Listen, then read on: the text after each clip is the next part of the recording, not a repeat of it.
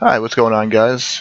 Welcome to DreamBound RSPS, and today we're going to be looking at a coding tutorial on how to code a supply and demand feature. Now, before we begin, I would like to make a disclaimer that any coding tutorials I release are not final projects.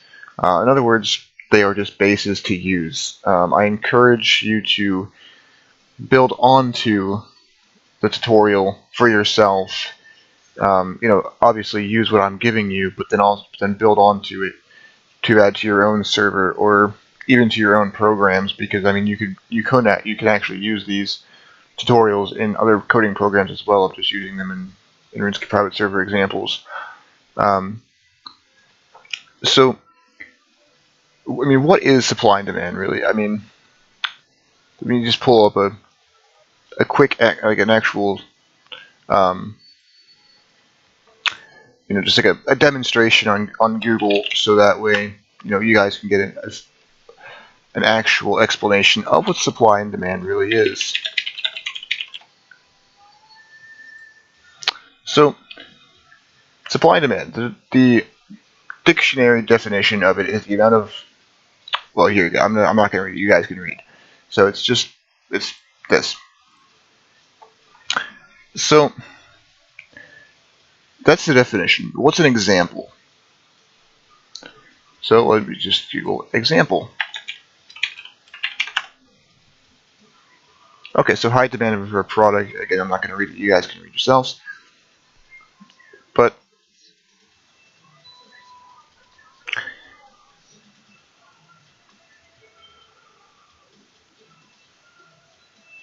okay, I gave you guys some time to read it. Hopefully you guys did. But that's pretty much what supply and demand really is. I mean, I didn't think I really needed to give you guys an explanation, but that's pretty much what it is. So, how does it work in RuneScape private servers, or in any program that you might write? I mean, it's not really a real life. I mean, use it in real life, but doesn't have a whole lot of use for certain programs unless you're making like a marketing program or something like that. But in RuneScape private server, there is a market, so that's where this would take place and be used at. So, like for example, so let me just log in here quick, and I'll show you. There we go. Forgot when I log in, my client gets readjusted. So if we try to sell the Karel's Coif, I think that's how you pronounce it. Not really sure, but if we go to sell it to, well, first off, if we go to any other shop, it won't sell. You can't sell it to those shops. You have to sell it to this guy over here, which I'll make a tutorial on how to do that as well eventually. So right now you can see it's worth 4.9 million. I'm sorry about that, guys. My recording software kind of glitched out a little bit. So as you can see, it's worth 4.9 million, and that's because there's actually none of this item inside of the game because of my accounts and owner accounts, so it doesn't affect the economy. But if we were to, actually, it does affect the economy, so you might as well say there is two, one here and one here. So if we were to drop this and it would disappear on the ground completely, the price would go up because the supply of it would decrease. And if the demand went up, say if someone traded this 100 times, it would also increase because the demand for it is constantly going up. Again, it's a simple concept, but how do you add this into a RuneScape private server? That's the main question, and that's what we're going to accomplish today. So let me take a little quick sneak peek at some of the coding here, and I will walk you guys through everything about every line of code, and I will explain what it does and how it works. So here we are looking at the brains of the supply and demand feature. Just basically just tells the game what to do. And before we get into it, though, I want to point out that you're going to have to change everything from here down to here according to your own server or to your program. I mean, some of the things you probably won't have to change, like the Java utils, you won't have to change then. But mostly just down here you'll have to change, and this line up here as well. I'm not going to tell you guys what to change them to or how to change them. First of all, I don't know what to change them to because I don't have your server, or your program. So it's based on what your program or server is, but also it's not that hard to do either. So we're not going to get into that.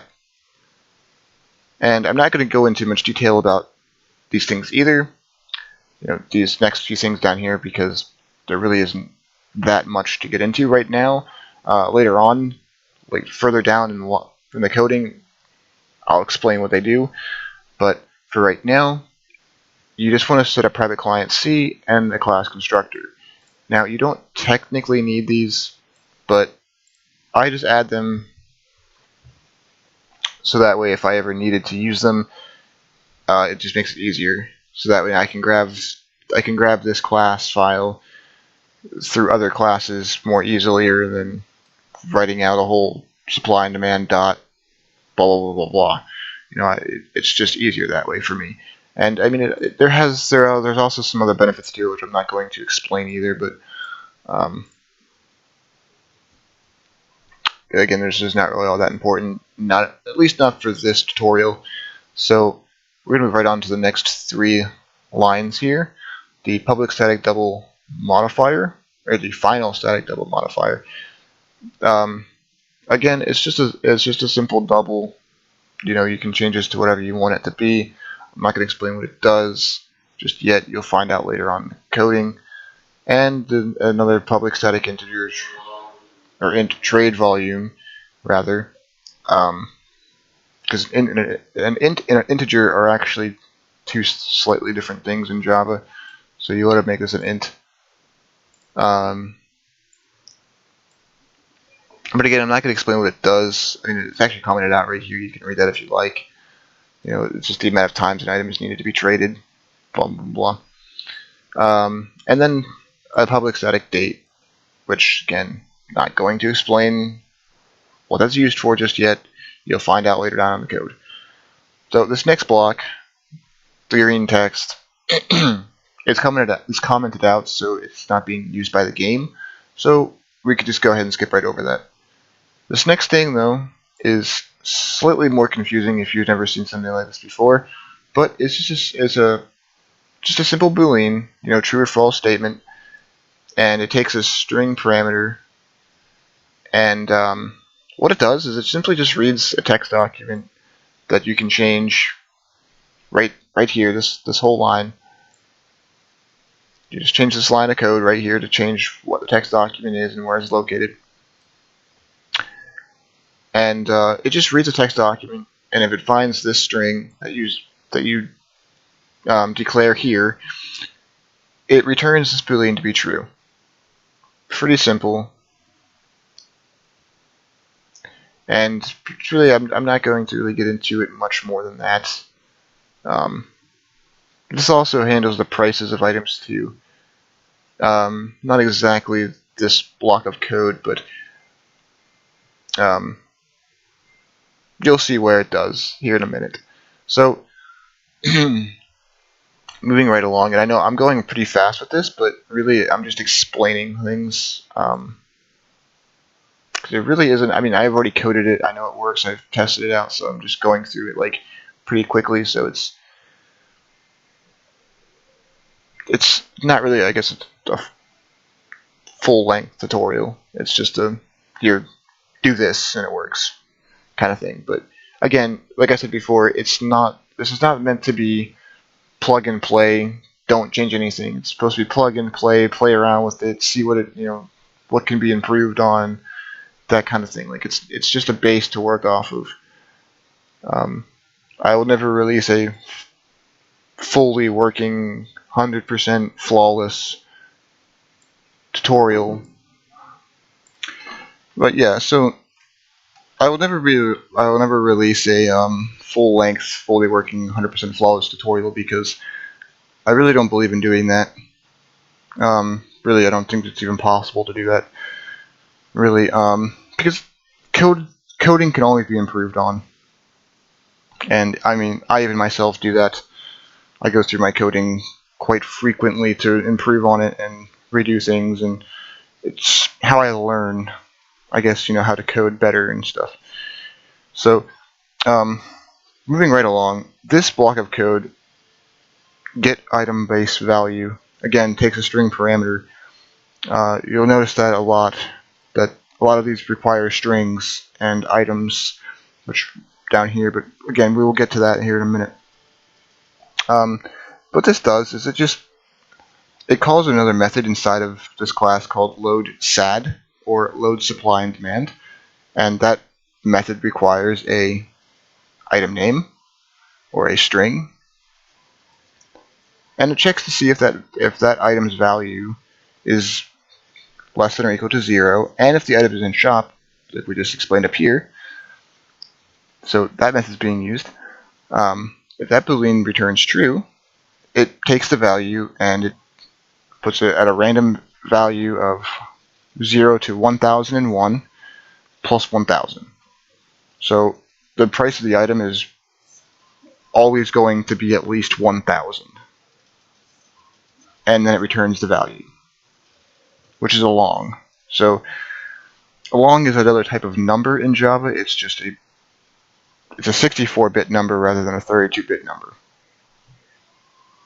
So basically the max integer number in Java is 2.1 billion, whatever. It's like 2,147,000,000.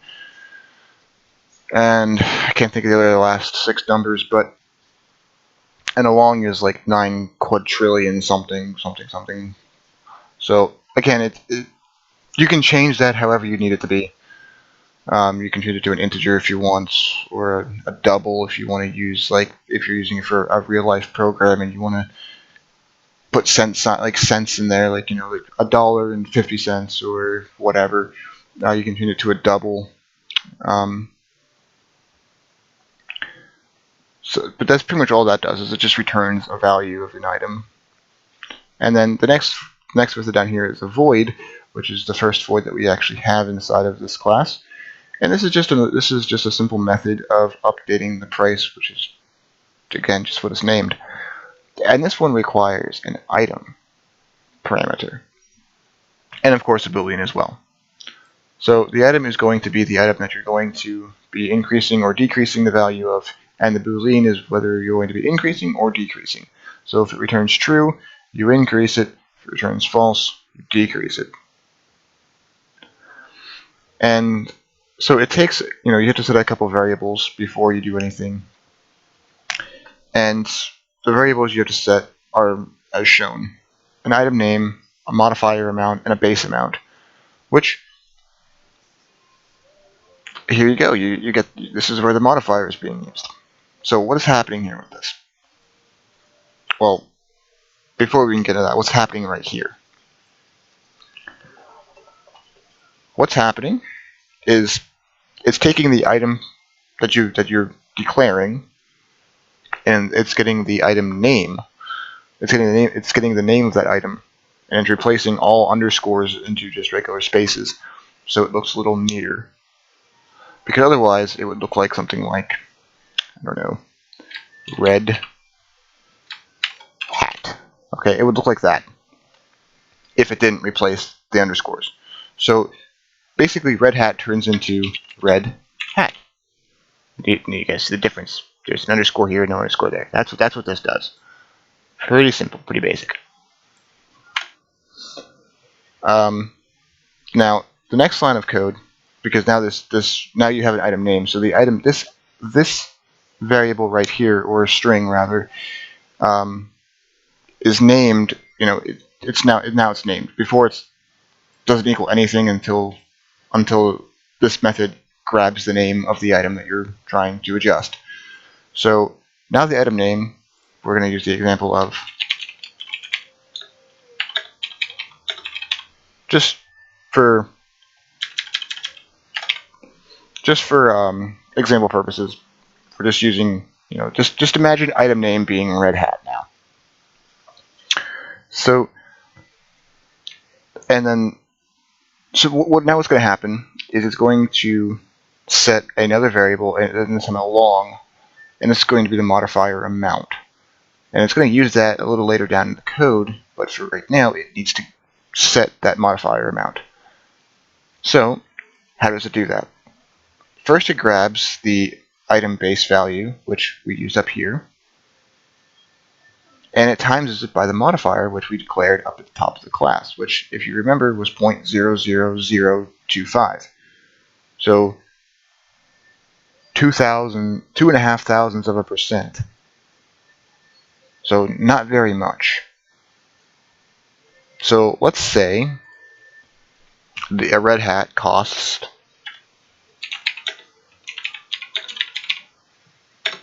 I don't know, $500, whatever.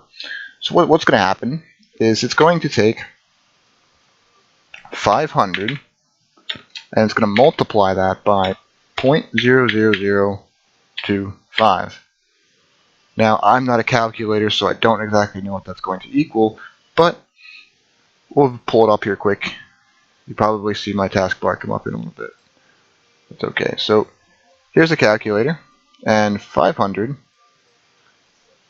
times 0.00025 equals less than a whole number. So if that's ever the case, Java automatically rounds up to the nearest whole number. So that's just simply going to be 1. So basically it's going to equal 1 coin, or $1, or whatever. So what's going to happen next is it's going to take the base amount that, again, we grabbed up here before, which was 500, and now it's going to do what it's going to check, is it going to increase or decrease? So if this boolean returned false, which is what this exclamation point means, or instead of writing this, you could also write increase equals false, whichever you prefer. But for shortcuts, I just use that. So in this case, we're decreasing it. So it's going to take the base amount, which was 500, and it's going to subtract from the modifier amount. So 500 minus 1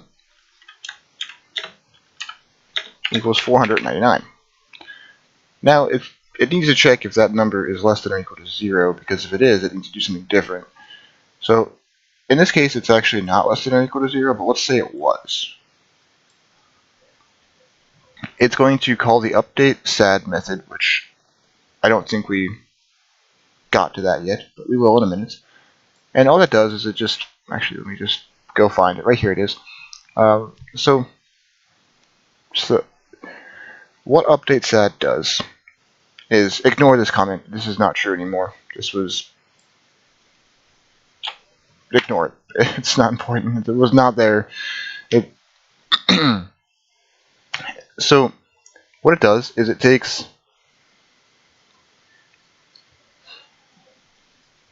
the item name that you're using, which we declared up here, and an amount, which is the price of the item, the base price of the item, and a new item name, and a new amount. Really, there's no need for this because you're still using the same item name. It's not changing the name or anything, but so you don't need this, I guess, but I just have it in there for whatever reason. And it takes a string of a new amount. Now, you might be asking yourself, well, if these are longs and numbers up here, why are they strings down here? Well, that's because if it finds this item inside the text document that you are saving stuff to, it will call another method called delete from file, which takes the same parameters that you were just using up here.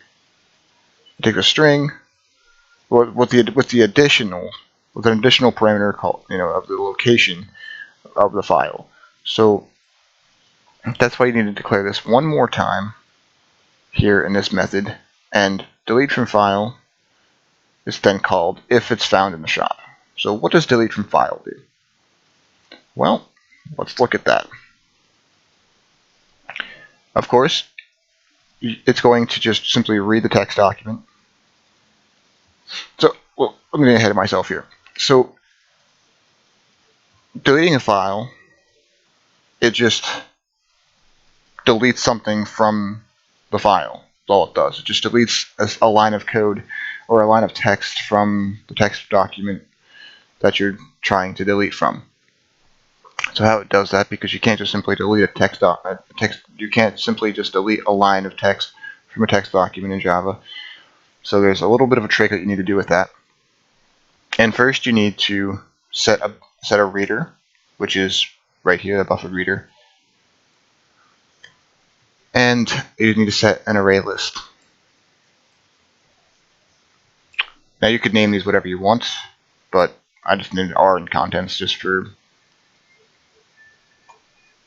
I guess speed, quick coding, whatever. And you want to put up a while loop or any kind of loop, as long as it's going to be able to read the whole text document. It's really all you need. You don't want to put a loop in there for like 100 times, because there might be more than 100 lines of text. So that's why I just put down while true, because it just constantly goes until I close the reader. So inside the while loop now you need to create another string, and again you name it whatever you want, and that's just supposed to equal whatever the reader reads, which is what this is doing right here. Now you set up another a little check here. If the line equals null, or if it's blank, it stops the loop. Or if it's not null, it takes that line and it trims it down. If you want to know what trim does, look into the buffered reader documentation of Java. It'll tell you everything you need to know about buffered readers and buffered, and then you can just do something with buffered writers, because you're going to use that here, down here. So, but the next line of code is what's actually really important. What this is going to do is it's going to search for, well, every line that it reads. It's going to see, does it contain the two parameters up here, the old name and the old amount. If it does, it's going to do nothing. If it doesn't, it's going to add that whole line to the array list that we created up here. And that's the whole while loop. Now, okay, but that doesn't delete it from the file. You're right, it doesn't. So now what you have to do is you have to add another line or another string, I guess, to the content array, and that's going to be the new name and the new amount that you have up here at the very end of the parameters. And then you simply just close the reader. So again, that make sure it doesn't go haywire and constantly keep reading the same text document over and over and over and over and over and over again, because that's not good. And now you want to set up a buffered writer, which basically all this does is it just writes the text document. So now you might be sitting there and saying, oh, okay, that's how it's going to delete the item or delete the line of text from the text document. And you'd be right. I'll give you it. You're right. Because what it does is it does a loop through the content array list, and it sets a string line for everything inside of the content array list. It sets that to a string called line. It does it one by one, and it just simply writes that line and then creates a new line, and just keeps doing that for the whole size of the content array list. And then you flush it and close it, and there you go. you've now successfully deleted an item or a line of text from a text document. So now we can go back up to the update sad method. So now you know how delete from file works.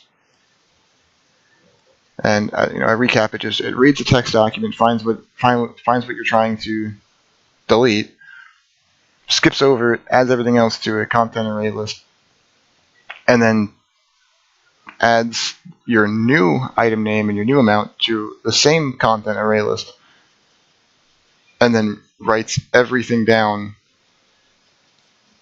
in the same text document over again. So it just kind of overwrites the whole thing, which that makes it that makes it not have that makes it delete the item. That's what I'm trying to say. That makes it delete the line of text from the text document. So that's that's the update sad method.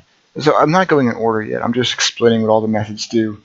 After I explain this, I will go back in order and tell you what the order of operations are for supply and demand to work properly.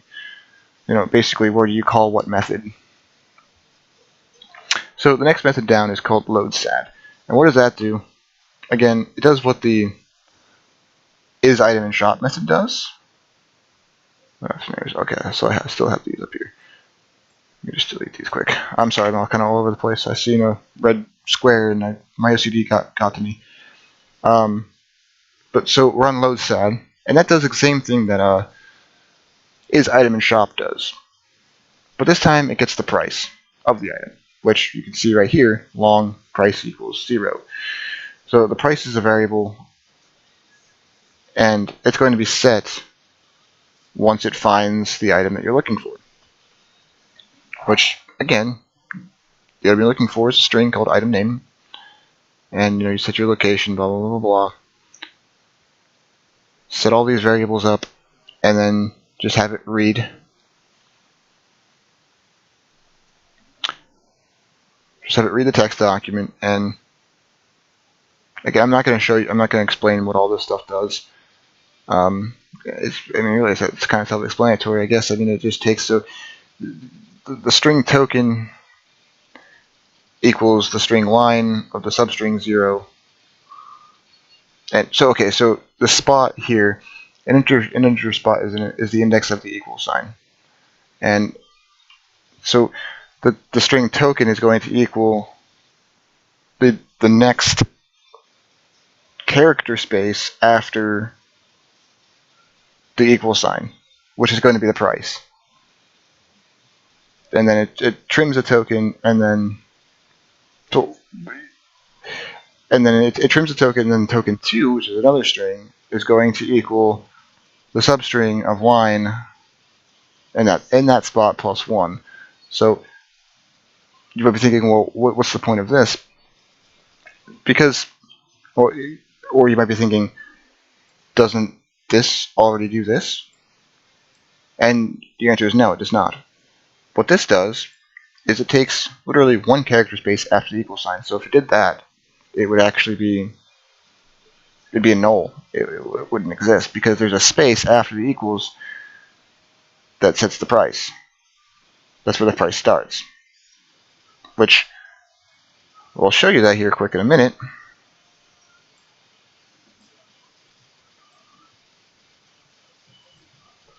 As you can see, you have the item name, a space, equals, another space, and then the price. So that's what this is doing. Pretty easy to understand once I explain it like that, I guess. Now, it checks to see, and this is the reason why you need 2 strings, token and token 2, because it checks string token as the name. So if token equals the item name that you're trying to find, the price, then it then sets the price to equal token 2, which is what I just explained. And then it just goes through and closes everything down. So that way it's fine. it doesn't keep reading it, and causing problems. So now we're on the delete file, which you already know what that does, so we're going to skip right over that. Now this is where the fun part gets to play. Okay, so now you know how to check prices and how to update them accordingly, but how do you know how to check the demand? And how do you even know to check the supply? Well, I didn't get into that yet, but we're going to get into how to check for demand first. And this is the easiest way I came up to do it, but again, there could be other ways to do it. That's for you guys to find out. First, I set an array list, again, of an item, and named it whatever I wanted to name it. Made a method called checkDemand.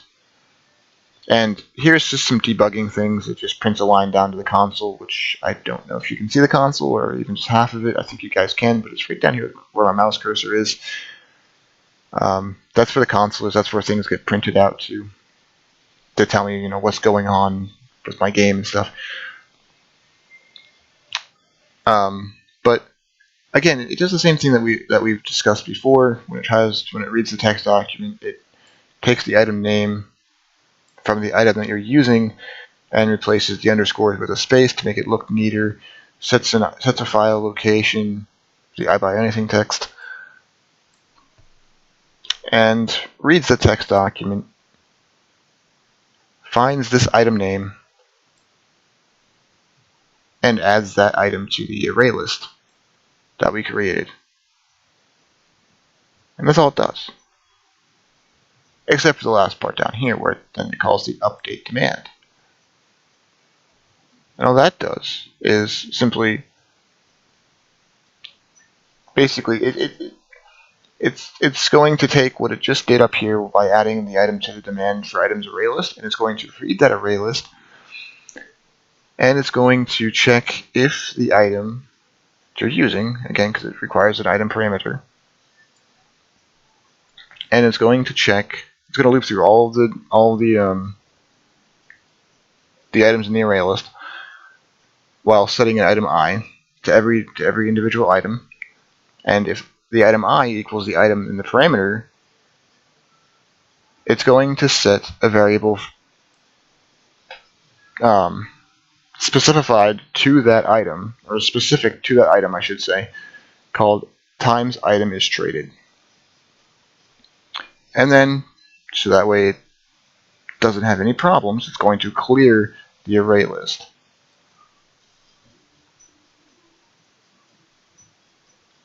So that's how you check the demand for the item.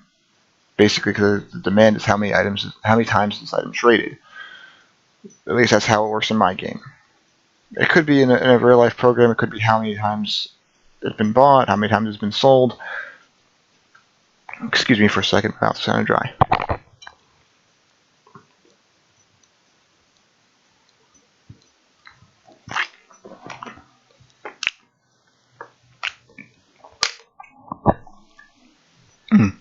Sorry about that. I just needed to get a quick drink. So,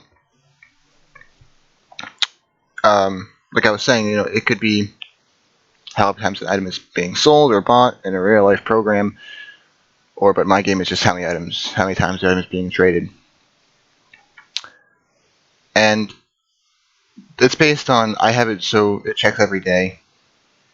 Like, it'll check tonight at midnight how many times every item in the game has been traded. You can have it check every week or every month, yearly, whatever. And I'll explain how to do that here in a minute as well. But first before we even do that, first we need to set the current date. And we need to set today's date, so that way the game the program or the game understands that, how long it needs to look out in the future before it checks an update. Before it checks the demand for the item.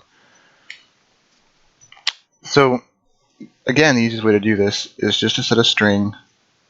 This doesn't require any parameters, clearly, but first set a string, name whatever you want, and you're going to have to get a way to get the current date, which I'll post my method here. I'll even post my whole class in the description as well.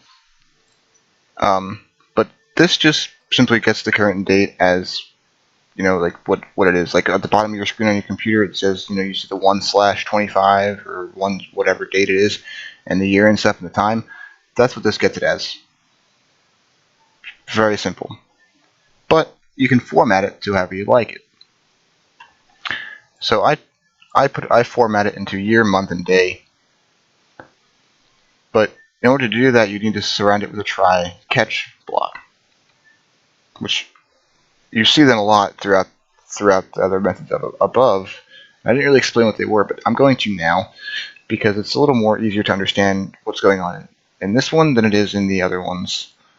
So this is just going to simply try to use the simple date format that comes with Java, and it's going to try to format your date that you set up here in a string into a date variable that we set at the very top of the class. Now, for whatever reason, if it cannot do that, it's going to print a stack trace, which is going to be your error code, and it's not going to, stop your program from running.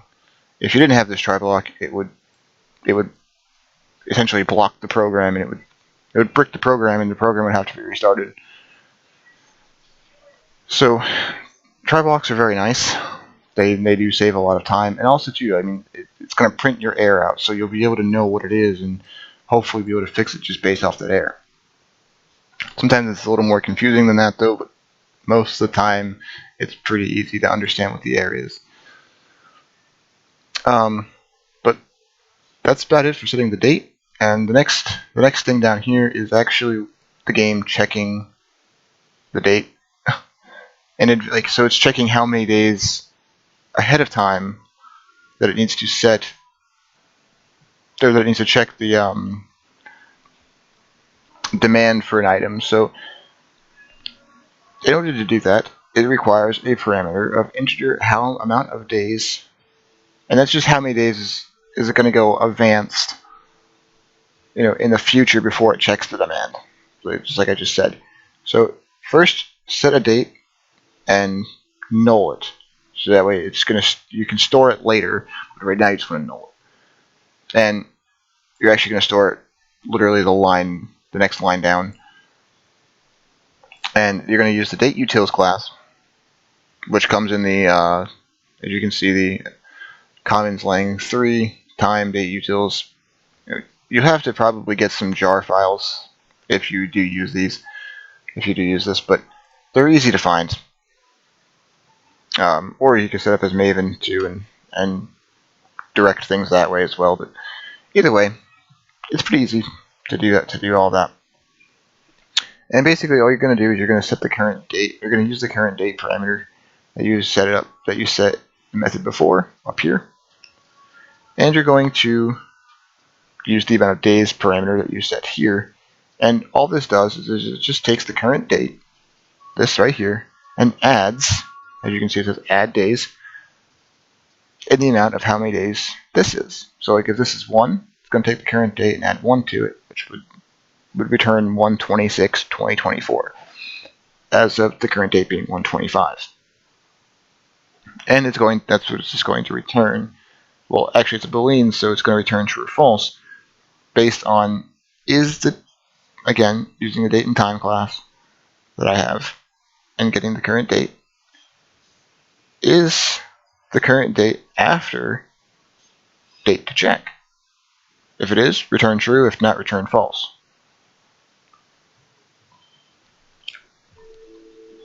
This next block of code here, called demand test, I'm going to let it go. I'm just going to not go over it because that was something I was testing and I forgot to delete it from this, so it's not important to understand or even to look at. Don't think I left anything out with check demand date. Really, it's not that much of an importance. So, demand process. Now this is the main thing of how this actually works. And this has to be called constantly. This is one of the reasons why it's static, because it needs to be called constantly. So it needs to be called inside of the main method of your program, because the main method of your program is constantly being called, it's constantly being ran. Well, not necessarily, I should say. In my case it is, because I have a while loop going through it. Because it's, the game's constantly running, and that's what I want. That's what you need for a game. It needs to constantly run, so you put a while loop in it. It's like a game tick, I guess as people call it. But so this is, like I said, this is the main brains, I guess, if you will, of the supply and demand or demand process. And again, it requires the amount of days parameter, because it's going to run hand in hand with this. Like, this is basically,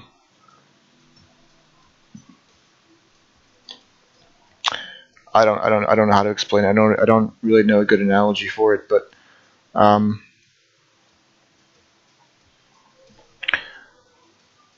yeah, I got nothing. All right, so it's just, I'm stuck on trying to make an analogy for this guy. I'm sorry. Never mind. I'm not even gonna bother. The first thing you need to call is that Boolean. And because this is being constantly ran, this is constantly going to be called. It's going to constantly be checking the demand date, the amount of days that you declare up here. Now, two things you need to set up immediately is an item array, not an array list, just an item array, and a Boolean. You can name these whatever you want, but I just need them items to update and increase, just so that way I know it's more easier to understand. And you need to set them. You need to set the Boolean to false first, and you need to set the item array to a new item, and whatever, if you're running a real program, how many ever items you're selling.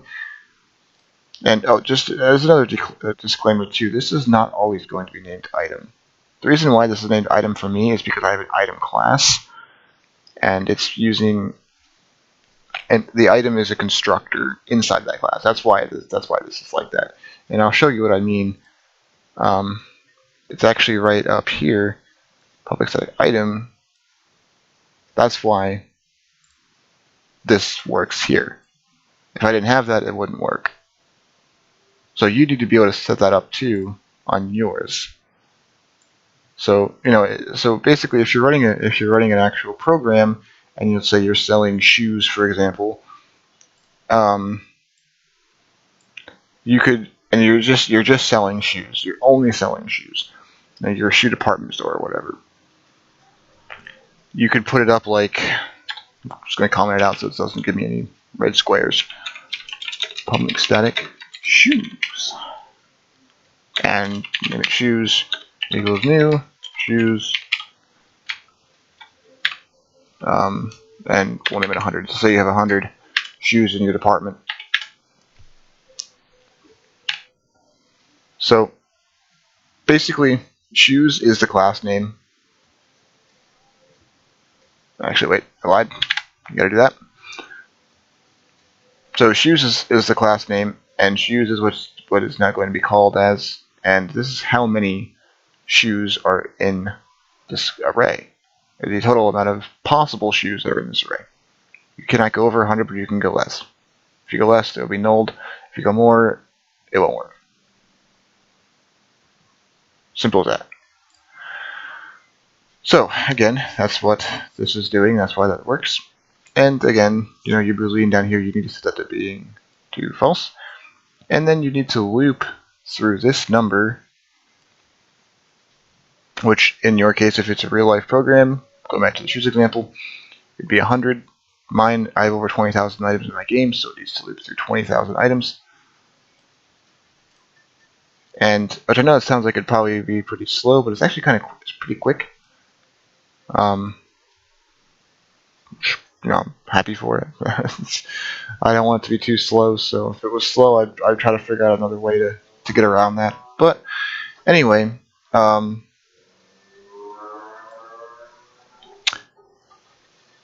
After you start the loop, you need to check, does the item not equal null? So the item and the items array, and this number, because it's going to be 0 to 20,000. So just imagine I being 0, 1, 2, 3, 4, 5, 6, 7, 8, 9, 10, blah, blah, blah, blah, blah. And it's going to check if that item does not equal null, it's going to continue, to go through the code. It's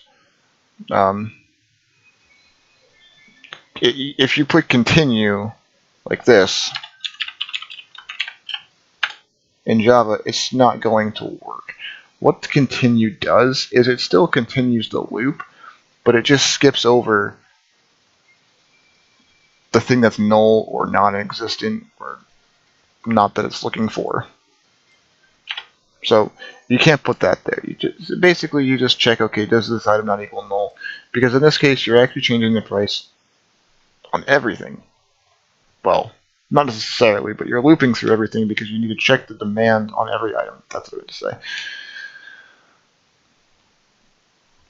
And the next thing, so if the item is not null, you need to check, is the item's traded amount greater than the trade volume, which is the last variable we set up at the way top of the class. And if it is, remember that trusty old array we made up here? Now is where you're going to be adding things to it. You're going to add every single item that is above the trade volume into that array, and you're going to set that to increase to true. And then you're going to call the update price method, which we'll go back up to here in a minute. And it's going to be of every item that this is true for, and it's going to increase the price. Now, let's say the item has been traded at least once, but not quite over the trade volume. And so it could equal the trade volume or be less than it. You're actually going to decrease the item price doing the same method as up here, so I'm not going to re-explain it, but the only thing you change is this boolean to being false rather than true. And once it's all done and the for loop is completed and you successfully edited your prices, you reset the current date, and just for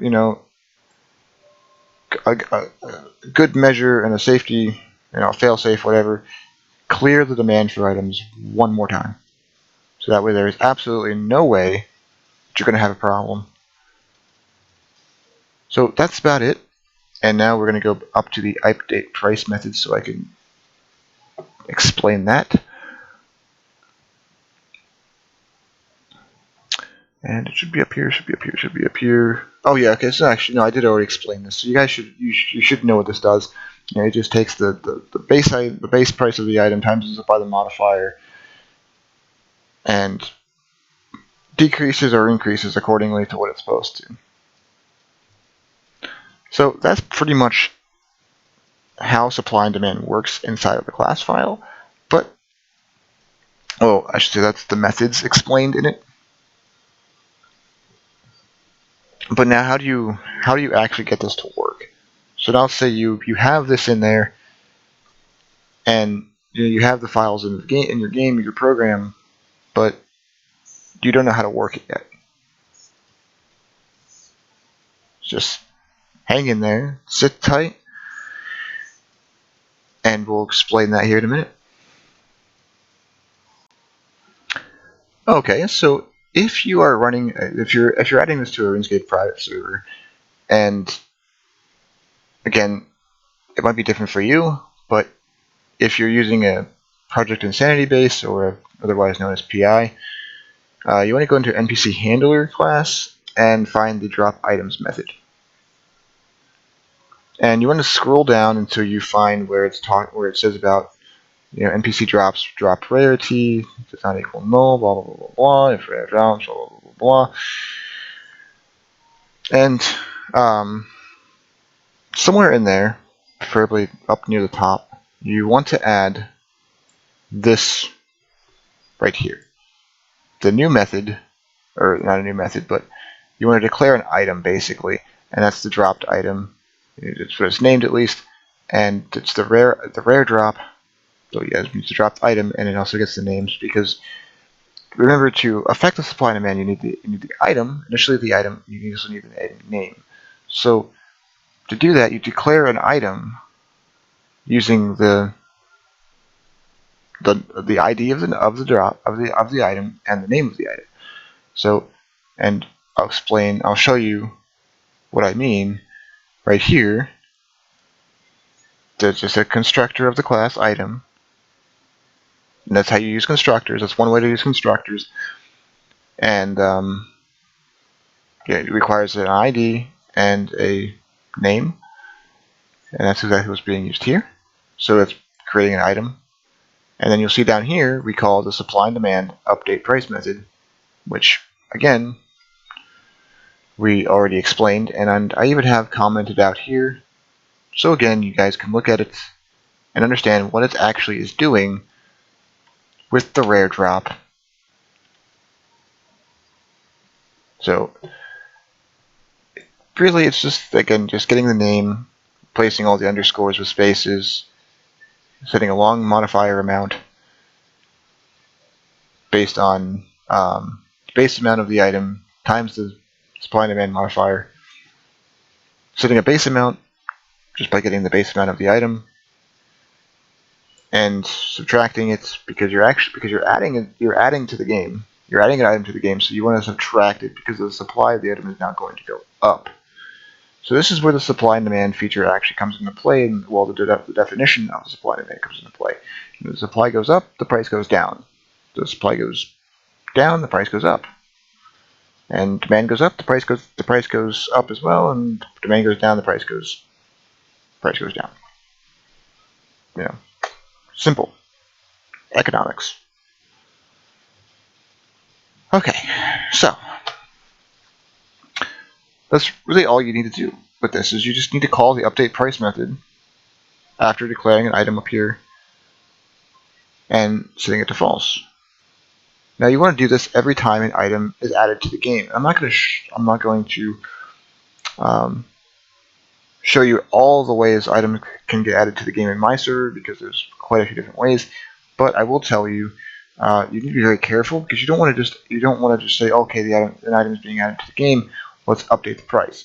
Because there are certain circumstances where you wouldn't want to update the price just because an item is being brought into the game, such as a minigame, for example. If a minigame gives you an item that you're only going to use inside the minigame, it should not affect the economy in your game. And if an owner, if you the owner gives yourself something to test with or something, it shouldn't affect the economy of that item either.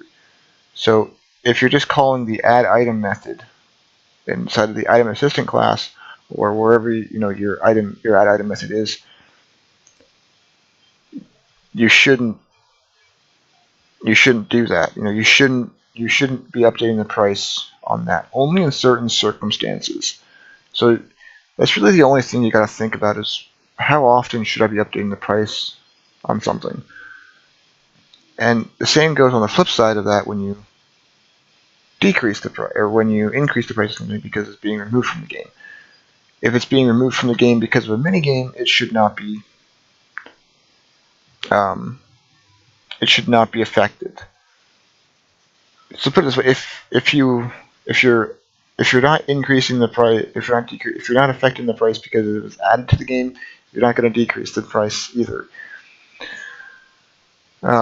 So again, for like example, like if you just drop an item on the ground, you got to think, just because the item left your inventory does not mean that the item has actually left the game forever. And just like adding an item to the bank, in some ways, in some servers that does call the delete item method, so you wouldn't want to put an update price method inside the delete item method because it might not necessarily mean that you're deleting the item from the game. So an example of this would be, in my case, the item handler class, which I don't know. I do have it up right here. And this actually it's inside the main processor for item handler, and this is actually removing items from the game. Like if they're on the ground for too long and they disappear, that's where this is being called. That's the only time where I have this, not the only place, but one of the examples where I would be increasing the price because the item is being deleted from the game permanently. So that's pretty much how it works. I'm not gonna, like I said, I'm not gonna go through every single scenario on where you should increase the price or you should decrease the price. That's up to you guys. And for a real life program, it's the same concept. Well, yeah, it is the same concept, because when you sell an item, that means that the item's gone. It's no longer in your supply. So you need to decide: do I increase the price now, or do I wait and sell some more before increasing it?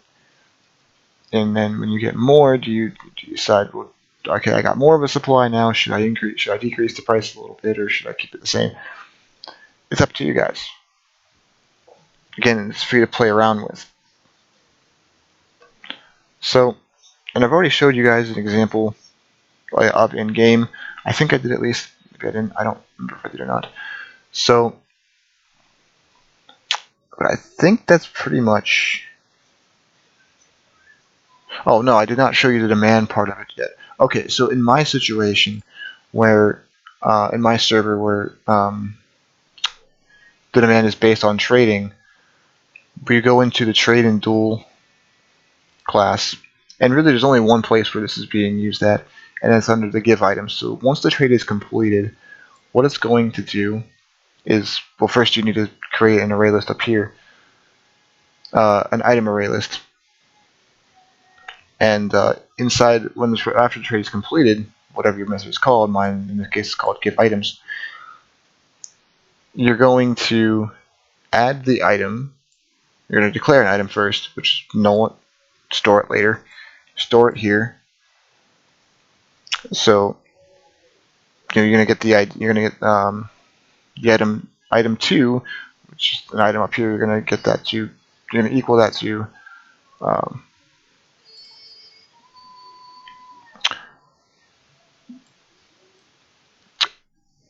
brain fart there. Sorry guys. You're going to equal that to the items array inside the item class based on the item ID that you're getting from here. Because, which I didn't show that part either, but so let me go into there quick. You want to create this method first. Very first thing you want to do is create this method and put this in your initial program launch file or method. So basically the main method of your program or game, and that's going to, again, another for loop, and it's just going to set it's going to set these items in this an item array to an actual item to be used later. So, I mean, really, it's not that hard to explain. It just sets that nulls an item here, stores that, or creates them, then sets it to this new item, and adds that item to the item array up here, and that's about it. So now we have, we're going to go back to this, which I just explained. You create this item, the item array list, create an item here, null it, set it based on the items in the item array from the item class, using the item ID that you got from here. And then, now that your item is added to this array list, now you want to call this method handle demand for items, and you want to create it. And if you don't, obviously you're not going to have it already, so you want to create this method and then call it here. And what this method does is it just loops through all of the items traded size, which you're adding items to that array list from here. So if there's 2 items in the trade, it'll add 2 items to that trade, and it'll loop through all of them, and it will call the check demand method, which, if you remember a little bit ago, we explained what that does. But if you forgot what that does, it reads the text document and tries to find the item that you are that's being traded. If it finds it, it updates the demand of the item. So pretty easy to understand at this point. And really, I mean, that's about it, I guess. I mean, really, that's really how supply and demand works on my server, at least. I don't think I really left anything out, besides maybe a few things that really wasn't important. Like I said, all the different scenarios where you would like to increase the price or decrease the price, I left them out because it's entirely up to you guys where you want to do all that. But other than that, I don't think I left really anything out. I showed you guys an example at the beginning of the video, but I'll show you guys a better example here quickly. So again, we'll just use the Krill's Coif for example. When it does actually get deleted from the game, or actually I'll just go get one of them. It'd be a little faster, I think, because when you drop these items, they change, so that might not actually affect the price. So I'll probably have to go in and change that as well if the item changes or something. Okay, so right now it is 4.943177, or 4,494,177, 4.9 million, if you will. And we have my trusty little perfect necklace and my trusty little ring of wealth. So we're going to go to Barrows, and we're going to kill some Karil, however you want to pronounce this guy's name, until we get one of the coifs.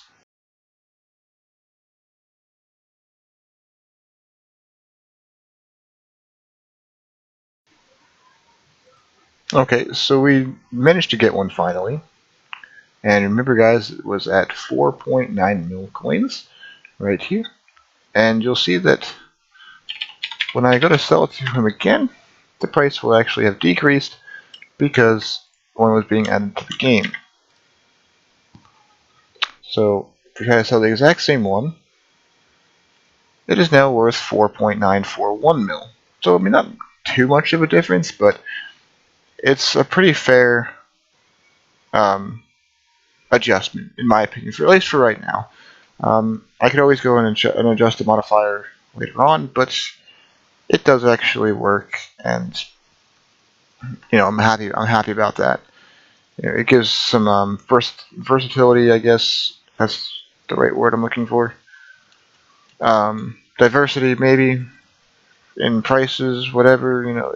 It gives some sort of difference and some sort of value point. It just makes it interesting, I guess, or better. We'll leave it at that. But alright, guys, well, thank you for watching, and I know this video was very, very long. It's probably over an hour long at this point, so I really do appreciate you guys watching, and this has been a coding tutorial by DreamBound RSPS on how to code supply and demand to your server. And again, like I said before, all the stuff that you need for this will be in the description of this video, so feel free to use it, and use it for your real-life programs, or use it for your games if you're making them. If you're coding them to private servers, go ahead and use it for them. It's not flawless, people, like I told you before as well. It's just a base to work on. You can work on it, add to it, make it better. And I just hope you guys enjoyed watching this, and I hope I was able to teach you guys something, and I'll catch you guys in the next tutorial or the next video. Stay tuned, because I'm making a new RuneScape 3 video soon. It's probably going to be another flipping guide, a no-risk flipping guide, or maybe just some investments. Not really quite sure yet what I want to do with that, but I've been working on a couple of things that I've been trying to work out. So stay tuned for that, or whatever comes first. If I don't release the RS3 video first, I'll be releasing another DreamBound video. But like another coding tutorial probably won't be up for quite a long time because I have to really think about what I want to release as like for tutorial wise, because they take a lot of time to create, as you guys can clearly tell. It's been an hour-long video, and maybe the next one I release, though, I'll probably actually do the coding right alongside you guys, so that way you can get the real feel for it instead of me just telling you, "We'll do this, do this, do this," and whatever. But until then, guys, thanks for watching. Like I said, if you liked it, please comment, like, and subscribe, and catch you guys in the next one.